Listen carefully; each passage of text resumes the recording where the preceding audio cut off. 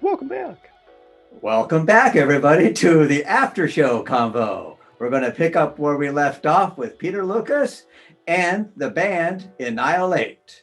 Streaming from Retro Earth Studio and brought to you by WeAreHistorically.com, Conscious Brand Apparel, and Learn to play jazz piano like a pro, by a pro, with Jazz Piano Pro Essentials at jazzpianopro.com. Let's meet Annihilate. Well, I'm curious, in terms of just even the name, where did Annihilate come from? Because I was like, when I first heard it, I was just like, Annihilate, play on words. What are they going for here? What's the purpose? What's the role? I'm curious. So there's no, I mean, yes, it is the play on words. It was a band name that we made back in like 8th grade, 7th grade. My friend Alex Davis came up with it, and we were just playing music with them at the time. And we have like an old YouTube account of our like 9th grade songs that we were making under Annihilate. But by the time, like when the time came where we actually made our fully polished album, we didn't even have a name. And we had to come up with a band name, and it was like the biggest discussion of debate between everybody, because that's where you're going to brand yourself for your whole like it's like getting a tattoo, like that's you're branded like that the rest of your musical career. So it was like the hardest decision to ever make, but we always had Annihilate in the back of our heads, and something about it just felt right. It is very easily misspelled, and because we find out a lot, people don't know how to spell the word aisle, or they like just put the letter 8. It's very true. I don't blame them. I didn't really know how to spell either. But at this point, it's just kind of like a funny story behind it. But I stand behind the name. It was like a very kind of silly, younger idea that we had, and then we just were like, let's commit to it. It works. Well, sometimes you have to say it twice to people, but like you'll see it like click in their head and they'll be like, "Whoa, that's sick!" Like, and so that's kind of fun to watch. Yeah. You gotta say like sometimes you'll have to say like "clean up, annihilate" or something like that, and they'll be like, "Oh, okay, I got you." Then they remember it. Yeah, That exactly. sticks. That's what really I like about it, is that once I heard it and I got it, I was like, yeah, that's good. Sounds like a band's name, and you're just like, yeah, I rock it. I rock So, it. Yeah. I know you guys got to play at Fremont Friday, congrats for headlining that. Like, how was that experience of just being able to like play some of this stuff live again? Or like even just playing live in general? Like, walk me through that experience, just getting back on stage. It was amazing. It was awesome. Yeah, It's one of the best feelings I've had in a long time. euphoric. Especially with such a big crowd. Like it really felt like we're back. Like really back. It was great. Yeah, it's true. I couldn't think of a better spot to do it at. There's so many people, so much potential to grow and get new fans, since people are going to come there because it's like one of the biggest events happening on a weekly basis in Seattle. And we did gain a lot of new fans from that date, and Marshall does a great job putting that on every week. Oh yeah. Kudos to him. We're also playing Splash Fest too. I'm not sure if this is going to be out before that, but what is it, August 21st? We're going to be playing Splash Fest at the same spot, LTD Bar and Grill. Nice. There you go. And I believe that and the gala was actually like the first time that I saw you guys. And so both performances, I was just like, oh snap, like you guys are electrified. I love it. Because I think that's the thing too, is when you can find a band and a group of musicians that can emulate that same energy that they have from the album to the stage. And then even like obviously when it's even better live because you have all the energy from it. That's dope. Like, so in terms of like the flow experience for you guys on stage, like how does that go for each of you? Does it take you any type of like little like breathing ritual, just a little like prayer before you guys go on, or is it just like the moment you start playing, you're in it? I think it's the latter there. I think it's as soon as you look at the set list, you see what song is next. For me, I have to look at the set list. I'm terrible at remembering whatever's next. But yeah, you see that, and then you're just in that headspace there. I mean, some songs, like I guess some heavier, and maybe either like energetic songs or like slower songs that still kind of carries over. But as soon as the music starts, it's almost like autopilot. You're to whatever energy that song calls for. Yeah, we do a really good job at making sure we're always very well prepared, probably over prepared for any kind of live experience. So we try to make every show better than the last, performance wise, energy wise, crowd engagement wise. For me, there's always a little bit of nerves. Literally, the second that my first stick hits the drums, it's just gone, because it's just something that we practice. You put so much work and preparation into something that you just, like he said, you can kind of do it on autopilot. And yeah, it's a beautiful thing. But the reacting off the crowd's energy is also one of my favorite things, because we're playing for the first time after dropping the album. We don't know how these songs are gonna hit, like which ones people are gonna like, which ones people are gonna dislike. So it's kind of just like testing things out. And seeing people respond well to something that we put so much work into creating, that's probably the best feeling in the world when it comes to being a musician, like seeing it connect with someone else. Well, and that's kind of like the timeless nature of it too, in the sense of, you always think back on those first times when you were kind of like inspired by music, and how you kind of like you're passing the torch, part of this great kind of like human experience of just like creative expression. But even with the creativity, there comes a lot of destruction. So before you guys actually got to like, this is the track list for the album, like what didn't make the cut? Is that just like pushed away for another project, or is that just out in someone's hard drive? Yeah, it is. It's in a Dropbox folder with like 30 files. There's like probably close to 20 other songs that didn't make the cut. Maybe that may or may not come back. I mean, who knows? We'll see. But I don't know. It's hard to say. I think we're just going to keep on creating. We've created since finishing the album. We put out like a double single, Blossom Sick Day, which we're also very proud of, as well as when we were making Don't. Like we said, we made that after. So I think from here on, it's just keeping on creating like we've still been doing. We have new songs that we've made since the album has come out. But I don't think we're ever going to stop making songs. Yeah, we just keep getting better. Yeah, that's the thing, is that these old songs that didn't make the cut, there's a good chance they'll never see the light of day, because you always look back and you feel like you can do better now than what was there. So it's kind of, it's sad because it's kind of a waste, since there are so many good ideas, but we know that we're going to keep pumping them out, and maybe one day we'll have like a B-side thing to just like drop all the demos on so people can hear everything that we've been working on. But usually the best of the best filter themselves out. So we put our best foot forward with the songs that we actually do release. Yeah. So like a natural selection almost with our songs. Like only the best ones are going to stand the test of time. Even in that though, like just the fact that this album was primarily completed like so long ago, how is the sound of you guys even now like developed in some of these new things that you're working on? I don't know about anyone else, but for me, I take a very like kind of like business-like approach to this like music thing, because I see what songs are like highest on the stat sheet, right? And I know like what the audience prefers of us. There's like two very specific styles that people seem to gravitate to when it comes to our music. And so for me, I'm just like, all right, let's make the songs that people are going to enjoy the most. So that's what I've been working on personally.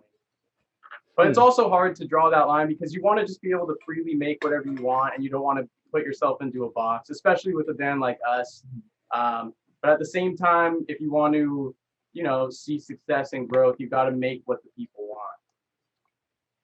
Interesting. So what two sounds do you feel like people are gravitating towards? People are gravitating towards, and this also has to do with our ad campaigns that we run. But like the arcade style sound is a natural favorite for people. So that pop rap mix with rock and like kind of funk elements, people like that stuff that you can dance to, stuff that you can move to. And then people also really like the songs that are heavier, kind of like Toit and Burden, where Tristan's using that really like raspy tone, like aggressive, high energy. So people, I've seen at least people like our higher energy stuff. I could see that. Yeah. Well, go for it. No, where's the expand it? I love it. Yeah. No, I did have a comment. Well, for one, in terms of going back to I think the initial question, which was like how, what directions are you guys being pulled in and whatnot, since we wrapped up the album. Well, for one, I don't think we'd ever made a song like Don't, even though it's on the album. That to me, still in my mind, is like a progression. And since it was recorded and written far after we finished writing the album, so I personally I love getting like that we're just getting more experimental with synths in particular. I love all the textures on that song. I think are great. And on like Blossom, which is another song that was written and recorded after the production and had wrapped on Start Acting Strange. Yeah, just more like R&B and kind of wavy, spacey. I've personally found that a lot of the people I've talked to like love Merlot and love Blossom, and those songs to me are in like a similar vein. So I don't think we should write those out. But another thought that had popped into my brain was that I watched this interview from Russ a while back, and I'm not like a huge fan of his music or anything like that, but his approach to music is ridiculously admirable, where he was making like he had enough music to drop a song a week for like whatever, like 3-4 years, because he had just been like making multiple songs per week. And the way that he described it was that every song you release is like a salesperson for you, and each one is going to have like a slightly different sales pitch and all of that. And so you just have to throw them out into the world and see what sticks, and definitely don't be afraid to make more stuff that's similar to that, but also don't be afraid to keep trying new stuff and seeing what else might stick, because preferences change throughout time. Like whatever genre is popular, even though it's been rap like in terms of like the #1 genre for many years at this point, like people's interests are always evolving, and you got to be ready to evolve with that. And I think that by staying experimental and trying out new things constantly, that's the best way to do that, and not allowing ourselves to get stuck in a rut of writing the same types of songs necessarily. That's fascinating in the sense too, where I mean, I think that's one of those things where with how you guys approach this creative process, at least with this last album, in terms of the kind of start off in one direction and just kind of keep building onto it, and then you kind of have like once the instrumental is done, pass it off to Tristan. Like it's almost like there's too many creative minds for it to get boring or get static. It's too dynamic by nature. And I think that's something that's pretty cool to tap into in terms of the creative process, is like infinite potential of where you want to go with it. Yeah, thank you. Yeah, certainly everybody, again, back to the whole like different music taste, everybody's also finding new stuff that they like to listen to, and that works its way into what we make as well. Yeah, it would be hard for us to start getting burnt out on the sound. Someone's going to find something they like. Yeah, exactly. Reignite something. That's just great. We're very fortunate. So in terms of the promotion and things that are kind of pushing forward, how was it, getting that album, or I guess you'd say the video done for Arcade? Like, how was that experience of filming and shooting? And oh my gosh. Okay. That was one of the most fun days ever. So first of all, Dylan, the videographer for that, has been one of my favorite videographers that I've ever seen. I've been watching the videos he's done with Travis Thompson for years. And he's always been the person where I was like, when we get our first official music video going, we need to go to this guy. So just working with him, first of all, was a dream come true. Secondly, just casting like a bunch of extras to come to an arcade that we rented out for I think like 3 hours. There you go. A bunch of friends coming together just to get this video shot. And the video was very on the fly. We had a couple things planned, but But Dylan, the way he works is just very free form.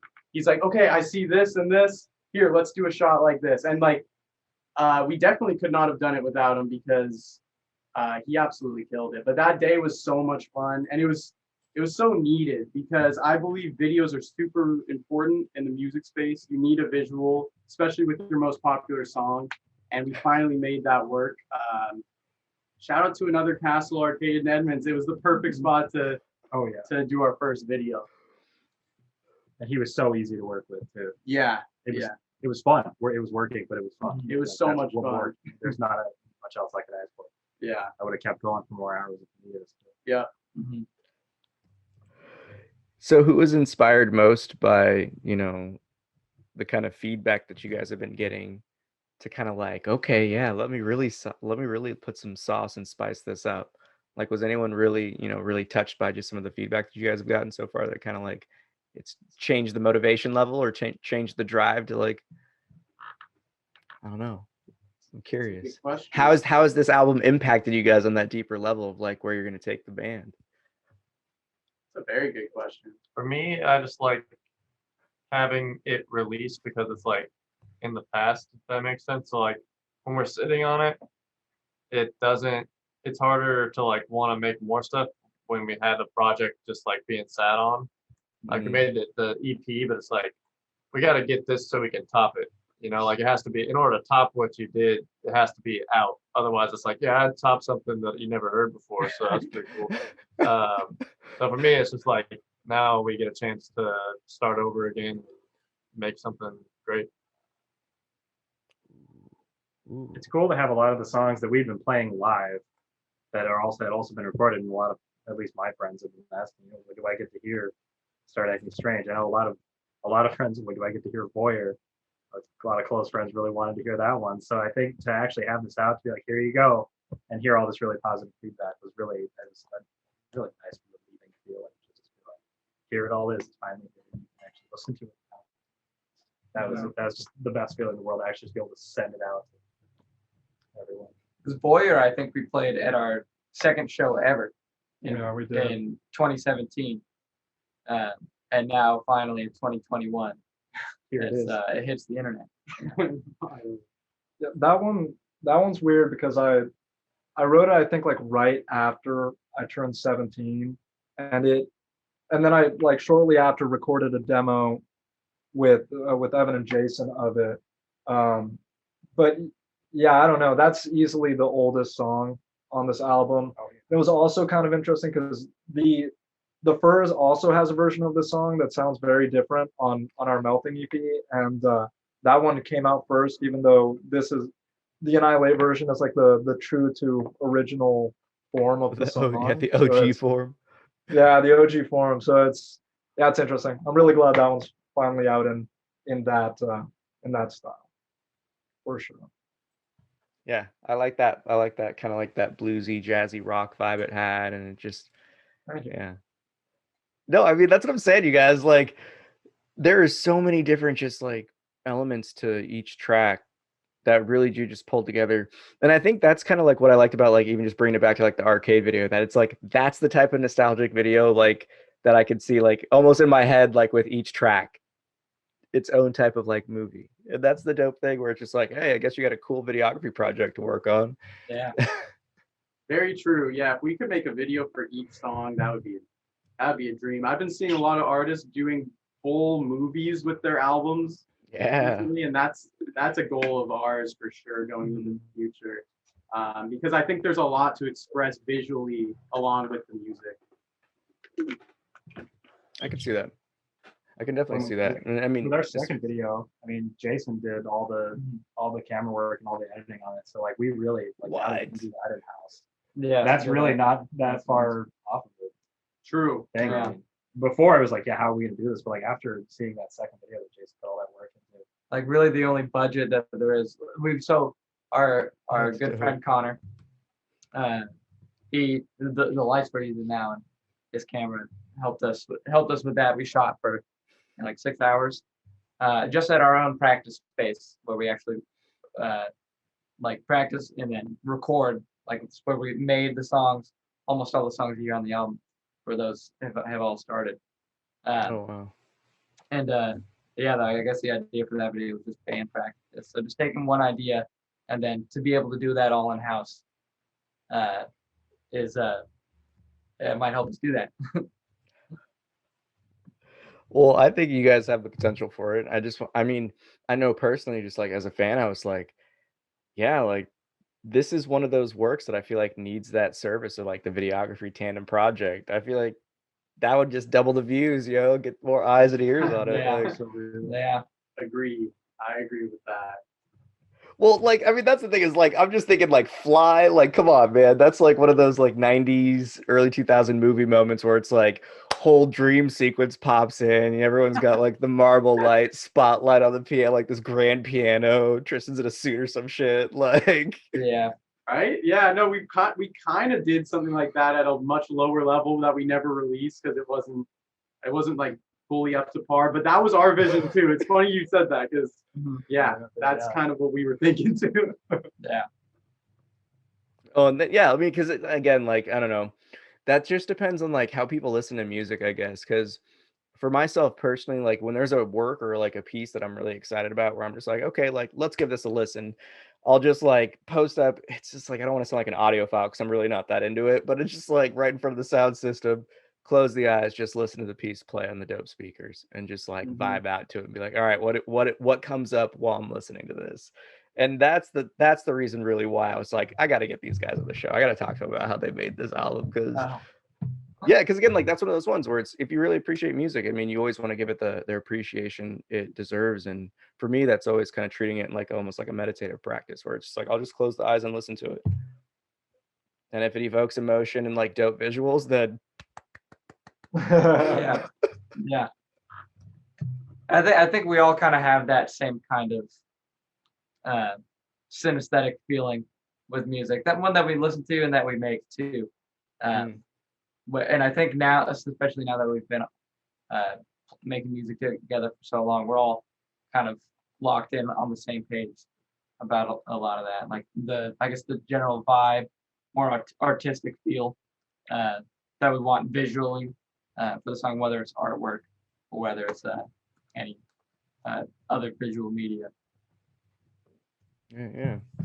So do you guys think that this time during like the lockdown and how everything kind of, I mean, again, like life, because I'm right there with you. Like I was going to go on the Spread the Love tour as like the tour manager for Martial Law Band before like and go South by Southwest, like that whole tour, going around like the loop. And that was one of those things where it's just like, oh yeah, man, like the pandemic kind of like, I don't know, it made a huge drastic pivot in a lot of people's lives. And I'm just very curious, in terms of like a band and just even your guys' own kind of musicianship, like how has this kind of time of reflection impacted you on this level of just like musicianship, just kind of perspective? Because I think that's one of the things too, where I'm very curious to see how all of these events and experiences process for you, Tristan, because I know that mind is a introspective, curious soul right there. I can tell. Like,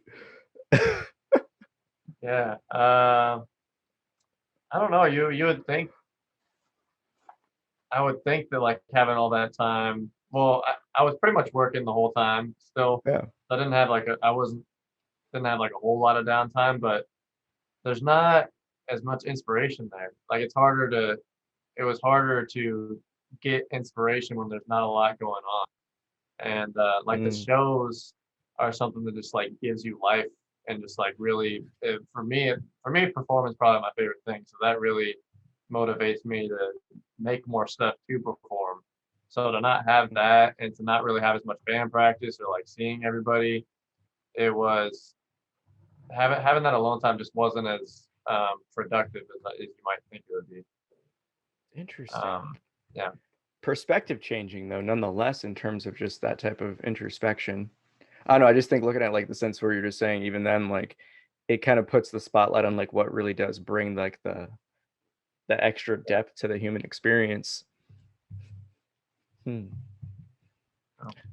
Anyone else? Yeah, I think Who for else me the vibed? pandemic.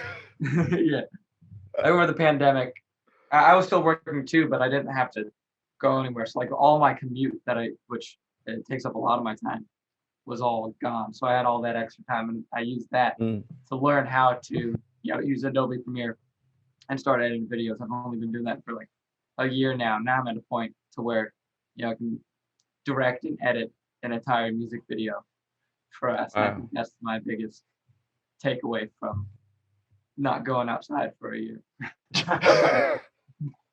Yeah, no, I could see that, just kind of making the most of what you're given in that, because as much as you know, everything's taken away from you as far as performance and like networking and seeing the people like within the Seattle music scene that you're used to seeing every other week or something. I think it was a time to really hone in and learn new skills. So Jason, like, he learned video because it's a necessity. We need video. I learned a lot more about mixing and mastering because our music needs to be mixed and mastered. So I think just not letting it like take over you as a person and just making the most of that downtime that you had. So that way, when we come back, we can be stronger than ever. I vibe with it. So I want to touch. Oh, go for it. Was someone saying something? Oh, I will speak on it. I didn't like open my mouth on it, but yeah, no, for me, I wish I could say that I've put more energy into like developing myself in any particular way. But I only ended up like writing / producing a handful of songs throughout like the bulk of the pandemic. The other thing is that I lived, you know, throughout most of that time period, I was up in Bellingham in like this murky basement apartment where none of my roommates, as lovely as they are, none of them are musicians or anything like that. And, you know, so I felt very isolated in that sense, like even more so because eventually I like in last summer, I made my way up here and I ended up staying at these fellows' places. And that's when I felt creative again. And that's when we started working on stuff again. But yeah, I only wrote / produced a couple of tracks on my own throughout that time where I wasn't around bandmates. And yeah, there was like a period where I don't think I saw these guys for like, you know, 5-6 months. And wow. Yeah, it sucked. But you know, now we're all back together again and playing shows again. And yeah, my takeaway was that I don't do horribly well in isolation from my musical colleagues. So. Well, that just goes to show the creative process, though, and I think it's even more so too the chemistry that you guys have and share, and just like that whole divine timing aspect, where it's just like everyone's a little off until the band's back together. Mm-hmm. Right? We made a whole movie. We made a whole little short film about getting back together. Yeah. Oh, I saw that with Chase. I love it. Yeah. So, in terms of the stage chemistry, when did you guys first start falling in love with the group as a band? You know, because I know like you three have gone back for a long time. Like, was it back in middle school where you're like, yeah, this is the crew, this is it? Good question. I don't think it ever sounded full until the day that we added those two. It was that night, that night that we played that at Oxford Saloon. We just played a couple songs. They did like an open jam, and then that was it right there. Yeah, afterwards we were just testing the waters, right? We knew we needed a rhythm guitar player, we knew we needed a bass player, and then after that night, I'm pretty sure we asked both of them. We're like, "You guys want to join the band?" And it's like that was like when everything kind of everything came together and it felt right and it felt like full finally. Because before then, you know, you ever listen to music with no bass in it? Not very. You listen to music with only a lead guitar, it sounds so thin. So we were really missing pieces for quite a while, and then back in what was that, like 2018 is when it finally fully came together. And then since then we've just gotten, you know, the chemistry has increased and we've gotten better. And we played a show a couple days ago, and I thought it was like only like 30 people, and it was very low key, but I thought it was one of our best performances. So I think we're just going to keep increasing and getting better. That's the wild part when you break it down in the timeline like that. It really hasn't been that long. We're still growing. Yeah, we're still getting better. Right, Which is, Freakishly awesome and scary. It's just like, oh shit, like right? Yeah. What can we do in like 3 years? We'll see. yeah. any epic retreats where it's just like, all right, guys, let's just go trip in the woods, see what happens. I've been advocating for that. I don't know about. I don't know. Anytime. I think it would be a great experience. Agreed. Yeah, can I have a whole other album? At least maybe a couple. Like honestly taking that as a real suggestion, with let's say a Safety maybe measures on the trip part, yeah, I think that we should take a little retreat together. I think that'd be sick. That's a good idea. You may have just inspired something. Yeah. Hey man, things are open up. Get that Airbnb in the woods, like. Oh yeah. Right? And we can do some meditation, circle up, That's be right. really quiet for a bit, and then get really loud and make some music. There we go. Yeah, we might have to bring you out there, Peter. Yeah, we need a meditation guru. That's Hey, get some ayahuasca adventures in there. Let's do it. No. Take my Alaska jam. Well, I mean, for me, it was just like the start acting strange tea. Like even the design with that, I was just like, and the album art itself too. I was just like, yeah, this could melt. I could see this melting. Yeah.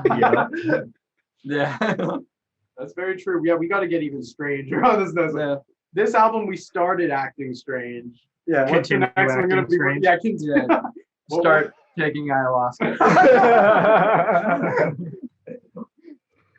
And real quick on the topic of designs, our both album artwork and logo artwork, and literally every shirt design that we're wearing, all done by my good friend Gabby. She's incredible. She's done art for us pretty much since our first single dropped. First single dropped after the first album that Hayden and I weren't on, right after Hayden and I joined. She's the MVP. Yeah, she's the MVP. She's really, and she made us into little clay figurines, which we have now. It's super cool. Can't express enough love. That's awesome. Well, I think the real thing that's kind of epic about this though is if you really do look at this from an objective look, you guys are really in the infancy of developing your sound. And I think that's a really fascinating thing right there in and of itself. And I think that's one of the cool things about this album is because you can see the 50, different genres that you could that you guys tap into throughout the entire album. But I don't know, I guess I should say in terms of the new stuff that's coming out, how does it feel producing this now? Do you feel like you just it's helped you in terms of tapping into all the different genres that you guys are capable of and you're honing it? Or do you feel like you're trying to, I guess it's hard to phrase this question. Do you feel like you're amplifying your game as you're continuing to make songs? Like your genres that you're able to scope and interact and integrate are just getting bigger and bigger? Absolutely. I think the genre thing kind of comes naturally, but the making it sound like Annihilate is something that we're working on, and that keeps on getting better. Looking at our first album, and even our EP after that, those don't feel as much like albums. We're still doing the genre jumping, but those don't feel as much as albums. I'm still kind of proud of those. They don't feel like albums like Start Acting Strange does. Earlier, those feel kind of more like playlists or a mixtape, where Start Acting Strange does feel like a cohesive thing. And then especially, listening to it a year later since we postponed it after COVID, and still having that feeling.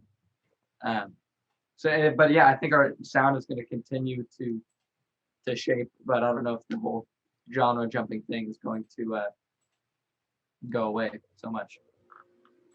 No, I mean, obviously it shouldn't. I think that's one of the things that make your guys the Annihilate sound so fresh. I guess that's the good way to put it, is because it does blend so many different things at once. And then again, I just got to say, it's like the icing on the cake is just the lyricism is that you can go from this rap to this rock to this this R&B soul funk vibe. You guys are just changing hats all the time. And I think that's the thing that's even more, I don't want to say the only word that comes to mind is it's so dangerous, because just because that's the thing. It's just like, dude, all it takes is just one to just boom, ignite, and everyone's just like, yeah, this is fucking the vibe. Like, who is this? And I feel like that's one of the impacts that this album has, because it was funny. I had a friend ask me, like, you guys, at least I know you got at least 1+1 for me, where it was, I had a friend ask me, like, oh, what is this you're listening to? I was just like, oh, it's this group Annihilate. Friend Chase that I know pointed me onto them. I saw them at a show one time. And they were just like, oh, this is interesting. I like this. And then just to let them know that you guys are this kind of somewhat fresh band still, it's just like, dude, it blows my mind. It blows my mind. Thank you for, yeah, for sharing it. Yeah. By the way, I appreciate for putting people on that stuff. Yeah. Of course, yo. And I think that's just one of the things too, where it's, I've hoped you guys have gained more fans from this album release. It's muchly deserved, and that's one of the reason why I want to bring you guys on the show to the Creative Chat audience. You guys got big things happening ahead of you. Thank you. I really, I can see it. I mean, again, because it's the sound so unique. There's really not many people doing it like this. You know, there's always like the jam bands, and they have, you know, all the different. You can have a different horn section, but in terms of this, like, to have the rock, the funk, the R&B, the jazz, and have it be balanced and not just like a copy paste. Because I think I've seen that more than anything, just like that kind of like choppy, like, nah, this doesn't really get me, or like a one-hit wonder type of vibe. But like, nah, you guys bring the heat. Thank you. Thank you. That's very kind. I mean, it just is what it is, yo. It just you guys put a really good piece of work out there, and I think that's one of the things too, where it's, you know, that dedication shows through in terms of being meticulous with the sound and making sure it's at that point where you're like, nah, I can't hear an issue with this. It's good to go. Like, who is the most picky that everyone had to be like, dude, it's good, it's okay? I don't know. I feel like it's between Evan and Ariel. I love how some people are like, no, definitive. Probably. Yeah, I can see it. Because Ariel's really into tone and Evan's really, I don't even know how to describe it, but they're both, but it's a good thing. It's like you have to have somebody like that. It wouldn't sound nearly as good if they weren't like that. We need it. Yeah, like, so I would say Ariel personally, but some may say me. But Ariel is like the timing guy. Like, you would think I would hear these issues as a drummer, but Ariel will be like, is that guitar note 2 milliseconds too early? And I'm like, it technically is. You're right. Let's fix that. So like, imagine going through every song and going through that process. Yeah, it was. But I'm glad we do it because you know, we want everything to be very well polished, even down to the last millisecond. And as our first engineer we ever worked with, and one of our biggest inspirations, Sean Walker, once said, "The milliseconds make the millions." Just meaning the littlest details are really what sets a song apart. 100%. I mean, it's always, I think that's just the thing, even just like the human experience, like the subtleties of life are the most overlooked, but they're the dopest things. Like just being able to capture that timelessness when you're just in the moment, you're in the zone, you're on stage, you're in the flow. And then all of a sudden it's over and you're just like, oh shit. Like I was just almost watching myself perform, just flowing in the now, like wasn't even thinking, just like pure energy. Yeah, that's very well put. Yeah. Well, that's what I'm curious is like, how does it, because I always love kind of, you know, this whole, you know, let's talk consciousness real quick in terms of just your experience when you're on stage. Like, how would you describe like the elation or just the flow? That's a good question. I don't know how to like put it into the big words you're using, but like for me when I'm on stage, like I love it, and it is like kind of like autopilot, and I'm like, it's so autopilot that I'm like singing these things or rapping these things really fast while I'm also thinking about like, I wonder like if that one thing, like I'll just like notice something on stage and like, oh, this person's doing this one thing, and I'll still be like rapping these things, but then I'm like just thinking about other stuff somehow at the same time. But I recognize that it feels good, and like I just feel flow is a really good word for it. Flow, like you definitely get into the flow, and I feel like that takes about the first song for me to get there. The first song's probably the roughest for me, and then from there on it's just like straight flow throughout the whole set. That's dope. Interesting. Okay, so we got first song, we got Evans at the first tap.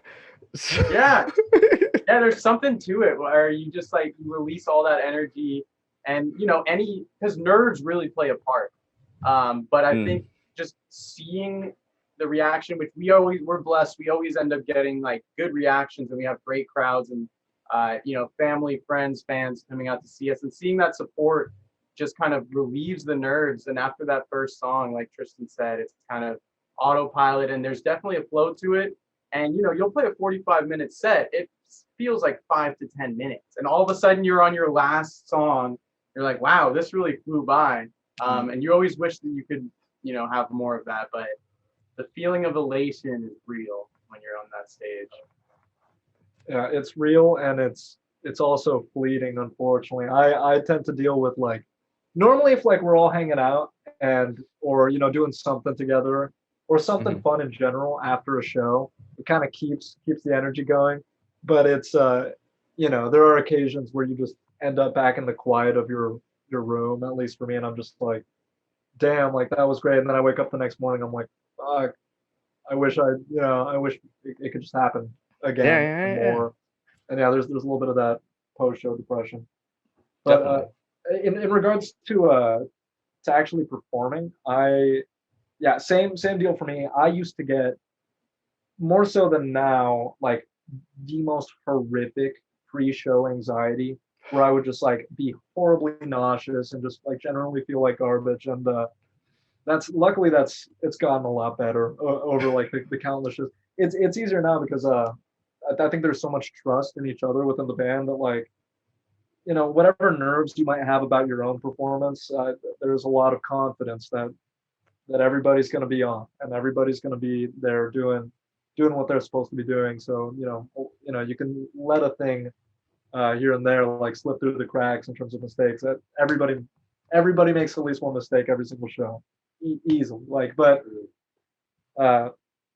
yeah, and that's basically it. It's also a little different for me, like between the two bands I'm in, because in the other band I'm like, I'm front manning it. So I think with Annihilate, it's a lot easier for me to let loose now and just be like, all right, I get to just play guitar for most of this set, and I don't have to worry about singing. So I get to just be a little less worried about every interaction I have with the crowd or whatever. Yeah. Take the foot off the gas a little bit and just relax. Yeah. I think that post-show depression thing is totally kind of a real thing. After you finish the show, like you got tons of people kind of coming up to you, like complimenting you, almost to like to where it like feels uncomfortable. Everyone's talking. That's true. No one was talking to you before you went on, and then you went on and like, hey, great job, man, great job. And I don't know what to say, but thank you. And then you get home, and then all you can think about is those kind of like little mistakes, even if it was like particularly bad. I think we all have a kind of perfectionist inside of us when it comes to performing, maybe more than we do for our recorded music, especially individually with how we do, myself included. A lot of what I do is improvise on stage with my guitar solo, so which is kind of stupid on my part because like I'm so screwed if I like make a mistake or whatever. But it's worth it. It's way more fun. I mean, I don't know. I don't do too well after shows. I definitely it's fun, and I like being in that moment. It's my favorite moments are being on stage. Like I'm very similar to Evan. As soon as the show starts, every nerve I had is gone. It's just like I can just cut loose, have a good time. I really like to, just get into what I'm doing. But afterwards, I definitely don't feel as good about how I did. I don't know, give or take immediately after I finished playing. Like, wow, that was the worst show I ever played. I can't believe people had to sit through that. But it happens every time. So it's rough. But that's that post-show depression. But like with Ariel said, if we're doing stuff afterwards, usually else keeping better spirits. And just like the actually act of being in the environment in the show is just the best feeling. It's That's like so interesting. Look out at certain people, see how they're reacting, vibe what you're doing. I love that. Yeah. Connecting and, on a usually we deeper play with level. other bands, and I usually try to find the other bass player. That before, so then we can chat it up after. Make each other feel exactly. Play the same instrument. Yeah. Come look at my instrument. Oh yeah, well come look at mine. Look at this thing. Automatic friends showing each other Lego sets. Yeah, exactly. Yeah, Well, that's always good after the show too, because usually we'll find each other and be like, hey, that was awesome. That kind of helps a little bit after if I'm feeling particularly not good about a set. So the post-show depression thing is so interesting to hear because I feel like it might be because I'm like such an introvert that I really like after the show. Like I love being on the stage is like my favorite thing, but I'll live off that high for like a couple days sometimes. Like I just like I did it. That's what I did. Like I got up there because like I'm really anxious before the show. I wouldn't say so much nervous, but just like anxious, like to get on stage and just do it. Yeah, that excitement, but just tension. Not that I want to get it over with, like this is like a chore for me or something, but I just want to go and do it, and then I'm just cruising. And I'm just like, all right, I did it. I did my thing. Now I can go to sleep or whatever. Like, and I definitely, if I hear myself back, sometimes I'll be like, oh man, wish I sounded a little better. But then it just gives you an opportunity for the next one to look forward to do better for me. I love that. So do you feel like it's just like that's enough peopling for the day? That's enough. Like I got my fill. I can just go back and just kick it low key. Just I have like introverts like charge by themselves, right? But then like this is like the one thing. Performance like the one thing that also gives me energy. And it's just like I have like a little capsule that's like my little extrovert capsule. It's strictly for performing. It just fills it up, and I can just live off of that for like a week, and it's nice. It's like just like the extra boost in addition to my introvert meter. I love that. I've never heard it expressed like that. I love it. And it makes total sense though, where it's just like intellectually you can charge yourself. You can do your own things to decompress and relax. But it's just like I feel that with the peopling though, man. But that's the difference when you're in that playful state of just expression and really enjoying the play of life that is, music. When you're really just vibing on stage and people are vibing with you. And I think that's the kind of realm where we cross over. So it's cool to see everyone's different experiences of like the post-show aspect and even just in the flow. I think that's the one thing I saw is, the post-show depression just for a lot of different artists and creatives too, just so, the post-gallery depression. Anytime you get the chance to really put your art out there and connect with people, not being able to have that for a year is a very interesting thing. And I don't know. I really hope that it changed the music scene enough where people really value it. Because I do know that, during all this, we did lose a lot of venues. A lot of bars and venues did not make it out of all this. And that's one of those things that sucks. Is because it's like, damn, one less spot to really like highlight yourself at. That's a huge bummer. There are a lot of venues that closed down, and some still that haven't like fully, like regained their footing or anything like that.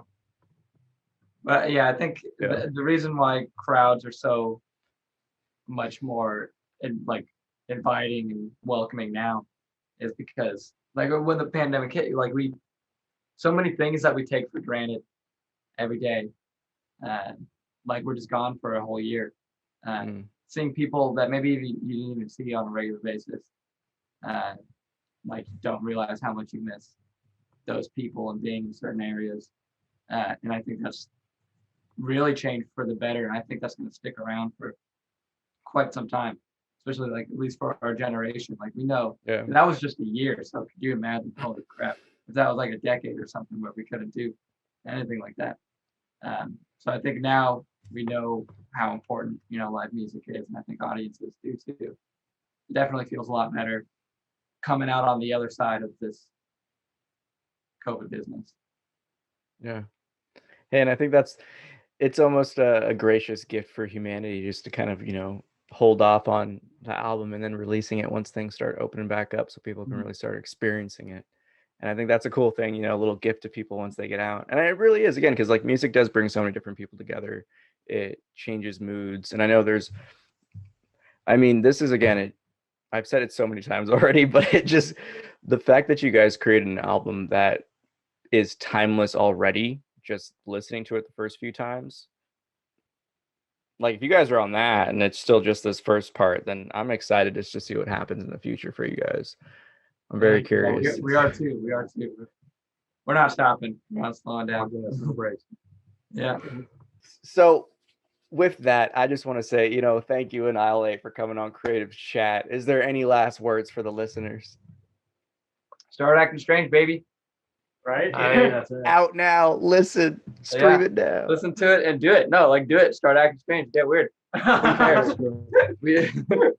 We're strong advocates for that. I have a slight promotion to make. So going forward, like we have the music, we have the visuals and whatever. So something we're trying to do more of is doing like behind the scenes and like getting the fans and audience to like know us as people, and in order to like further engagement and like get deeper. So I'm gonna shamelessly plug my Twitch account that I just made because it's not completely out of left field because I'm going to incorporate the band and everything. Well, not everything, but like it has to do with jams and stuff. It's games and music based. So I guarantee everybody in the band will come through and jam to video games, sometimes not the video games. And that's just I think a cool behind the scenes thing that people can watch, but need to know to watch. So yeah. Ooh, I love that. What is your Twitch? I can't tell you. I'm just joking. It's T Stones Malone's, which is the same as my Instagram name or Twitter name. Yeah. I had another plug that's very much so in a similar vein. All of us make other music. Like Jason and I are in the Furs, Hayden's in Sunflower, and Chatty Cathy's with the 2 other Furs members. Evan works with so many artists. Him and I have worked, on other people's music together, and yeah, there's like a lot of music going on in this larger circle of friends, and yeah, like go check it out if you want to hear stuff that's outside of just Annihilate. I'm not gonna lie, first listen to Start Acting Strange, but after that, this is an Annihilate interview, but yeah, no, after that, check out the other stuff. There is a Spotify playlist that's like music from the members of Annihilate. That's a really easy way to just go and hit shuffle or whatever, and you'll hear a bunch of stuff that we've worked on. But yeah, go dig around. You'll see what other stuff we're up to. Yeah. Oh, guys, man, I can't believe it. There's just so much more unfolding for you guys. I have way many questions, even with the answers we got. But it's been a pleasure to get to know you guys. Thank you so much for coming on Creative Chat. And with that, roll the outro. That concludes this episode of Creatives Chat. Thank you for watching. Join us every Thursday at 3:33 p.m. Pacific Daily Time as creative minds get together and chat about who knows what. View more episodes on our YouTube channel. Don't forget to like and subscribe. Thanks again to our sponsors for making this show possible. Thank you, We Are Historically, for your conscious human apparel. Shop online at wearehistorically.com. Hi, I'm Darius Wilrich. I'll teach you everything you need to know about playing jazz piano like a pro with my 12-week online video course and downloadable guidebook, Jazz Piano Pro Essentials. Enroll today at jazzpianopro.com. Thank you for joining us. Have a happy always. You guys are, first of all, very unassuming and very contradictory. And I love the look. And when I say very unassuming, when you listen to the music, you expect to see, I don't know, what kind of band, if someone hasn't seen Everyone's is different. Yeah, like authentically them just genuine people. It's very unassuming. And then you hear your music and you go, oh my gosh, these guys rock. Oh my gosh, these guys rap. Oh my gosh.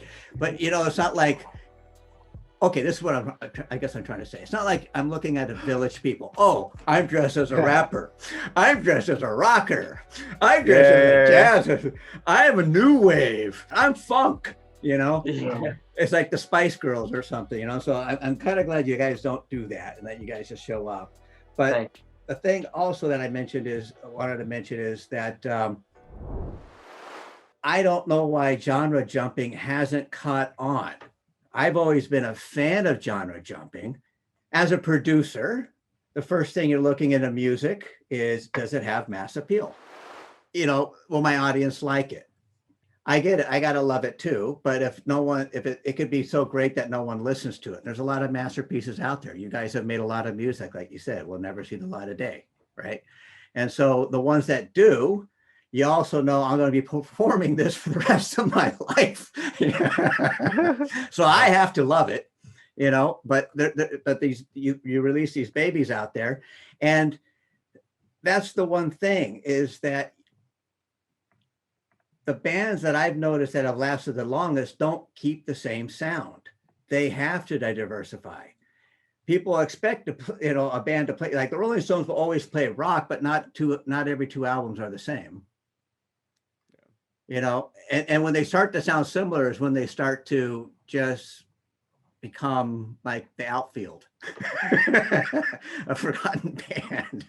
Okay, so to me, I want to keep encouraging you to be a trendsetter and not to follow trends, but to just pave your own way, because you're going to have more mass appeal that way. I think you're going to get a little bit of these guys, a little bit of, and I believe that's really what our world is. People who like a little bit of everything. I do. I love a little bit of everything, and I don't want to listen to a whole album of Primus. Or the Red Hot Chili Peppers. I can take their songs in increments, right? They're on a playlist. You guys, I can set you on repeat and not get tired of it, because every song's a new experience to me. And I have to say, I challenge anybody to listen to Arcade and not move. Yeah, thank you. Yeah, that's a good challenge. See, that's a hashtag right there. Like, Yeah, The arcade challenge. Still completely. like that on TikTok, you know what to do. Yeah. And subscribe to be notified of future episodes. Yeah. It's refreshing.